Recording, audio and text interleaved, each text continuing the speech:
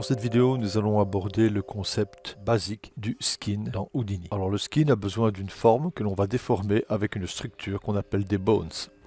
Pour cette sensibilisation, je vais créer un simple tube. Je vais dans les paramètres de création de l'objet tube, je vais mettre le radius par exemple à 0.2, diviser le cylindre sur sa hauteur, supprimer la grille pour une meilleure lisibilité et je vais rajouter maintenant des segments. Je pars du principe que ce tube, c'est-à-dire le cylindre, va se plier en deux. J'ai besoin pour une certaine gestion de deux segments supplémentaires aux extrémités et surtout de beaucoup plus de segments là où la pliure va être plus franche, c'est-à-dire dans ce cas-ci au milieu de mon tube. Je vais aller dans l'outil Polygone, Edge Loop. J'active le Edge Snap qui me permet de m'accrocher.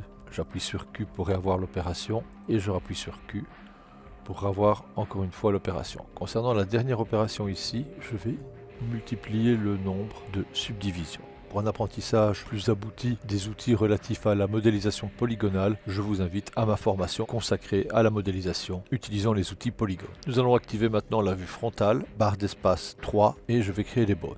Je vais dans Rigging, Bones. J'active l'option inverse kinématique, je bascule en filaire avec W, premier clic, deuxième clic est en mode accrochage, je vais donc activer Freehand, je vais cliquer à cet endroit et je fais Enter. Je rebascule en vue perspective, barre d'espace 1, je vais sélectionner le cylindre, j'appuie sur C, Rig, Capture, Capture Géométrie. Le cylindre a été sélectionné, l'outil Capture Géométrie est assigné sur lui, je dois choisir maintenant le root de la structure hiérarchique qui va entraîner la déformation. J'appuie sur Enter pour valider. Si je quitte le mode filaire en appuyant sur W, je vois maintenant des couleurs qui sont assignées.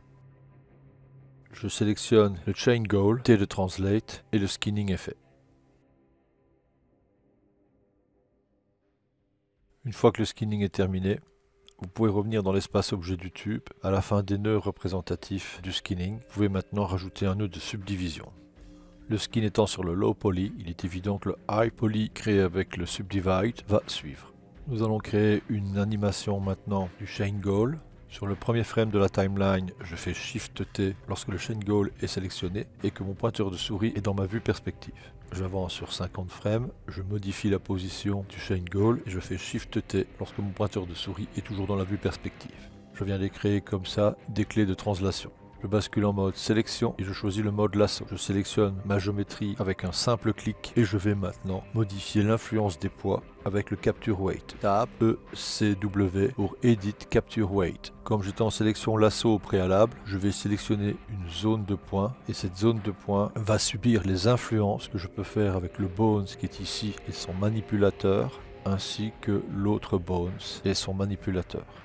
Et vous pouvez ajuster aussi en fonction de l'animation pour pouvoir gérer les influences de chaque bones respectif et ce par rapport aux points qui ont été sélectionnés. Si vous désirez réajuster à nouveau, rien de plus simple, lorsque votre tube est sélectionné, vous faites Tab et dans l'historique vous avez ici le Edit Capture Weight. À vous de resélectionner les zones que vous désirez modifier et recommencer l'opération. Lorsque vous êtes en mode d'édition de la gestion du poids, c'est-à-dire l'Edit Capture Weight, vous pouvez resélectionner une zone et remodifier le poids par rapport aux bones.